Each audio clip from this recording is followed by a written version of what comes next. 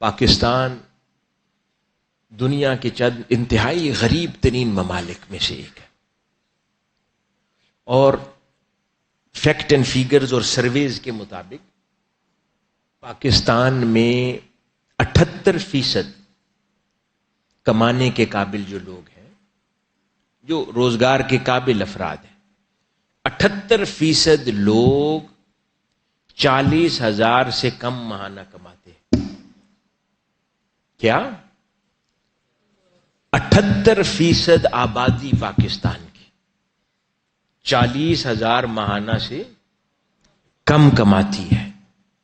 اور جو آج حالات ہیں مہنگائی کے، اس کے اندر ذرا غور کیجئے کہ وہ 78% لوگ وہ کیسے سروائیو کر رہے ہیں۔ لامحالہ بات ہے کہ پھر حرام کا دروازہ کھلتا ہے، انسان پھر رشوت لینے پر بھی آمادہ ہوتا ہے، انسان چوری پر بھی آمادہ ہوتا ہے۔ ایک حدیث قدسی ہے، میں عرض کرتا چلوں۔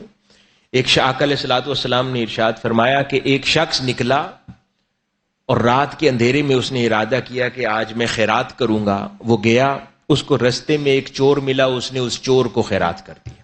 وہ واپس آیا تو لوگوں نے اس کو برا بھلا کہا کہ ایک چور کو خیرات کر آئے ہو۔ اس نے کہا اچھا اگلی رات پھر خیرات کروں گا۔ وہ پھر نکلا اور اگلے دن ایک زانیہ خاتون تھی جو اپنا جسم بیچتی تھی، اس کو خیرات کرائے۔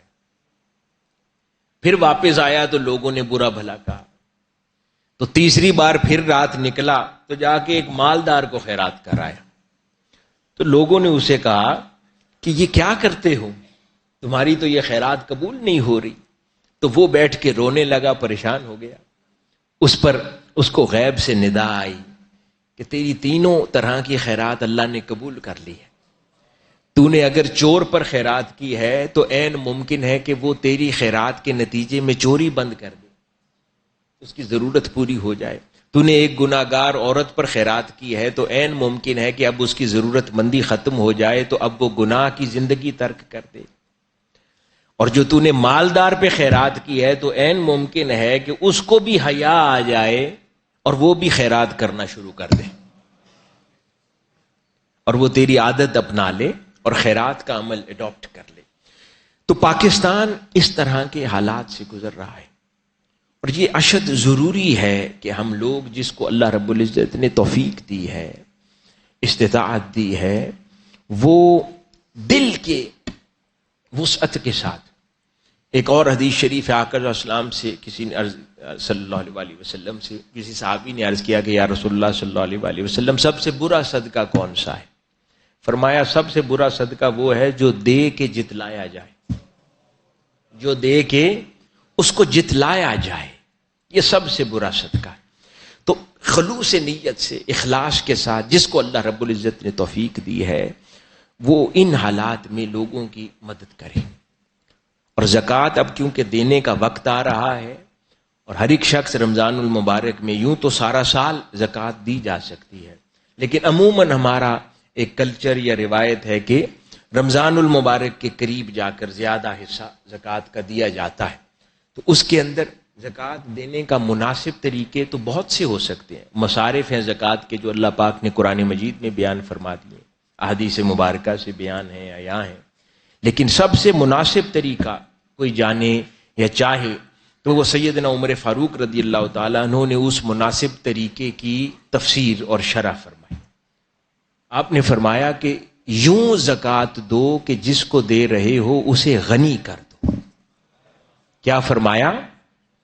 کہ زکوٰۃ اس طرح دو، میں بات ختم کر رہا ہوں، آخری چند باتیں ہیں، اب اس اصول پر میں عرض کرنا چاہتا ہوں کہ زکوٰۃ اس طرح ادا کرو کہ جس کو دے رہے ہو اسے غنی کر دو۔ اب ہمارے ہاں رجحان کیا ہوتا ہے، ہم زکوٰۃ، کوئی مالدار انسان ہے وہ 5 لاکھ 10 لاکھ زکوٰۃ نکالتا ہے، وہ زکوٰۃ کو اتنے چھوٹے یونٹس میں بانٹ کے لوگوں میں تقسیم کرتا ہے کہ شاید اس کا وہ رمضان المبارک کا مہینہ بمشکل گزرے۔ اور زکوٰۃ کا بنیادی مقصد معاشرے سے غربت کا خاتمہ ہے۔ زکوٰۃ کا بنیادی مقصد کیا ہے؟ معاشرے سے غربت کا خاتمہ ہے۔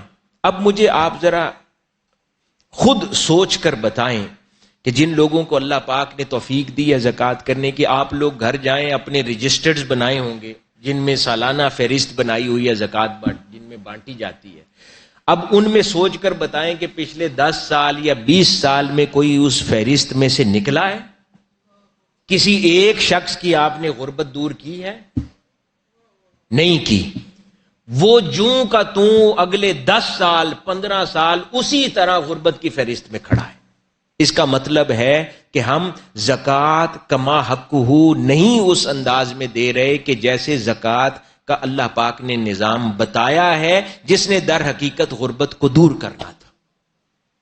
ہم ایک عمل کرتے ہیں لیکن اس کو جیسے کیا جانا چاہیے ویسے نہیں کرتے۔ ہم ایک پریشر بھی ہوتا ہے معاشرتی، کیونکہ ہر آدمی رابطہ کر رہا ہے جس کے پاس اللہ پاک نے وسائل دیے ہیں، ہر بندہ اس کو اپروچ کرتا ہے، ایک نیچرل ہے، اور وہ پریشر میں آ کر چھوٹے چھوٹے یونٹس میں 500 لوگوں میں زکوٰۃ بانٹتا ہے۔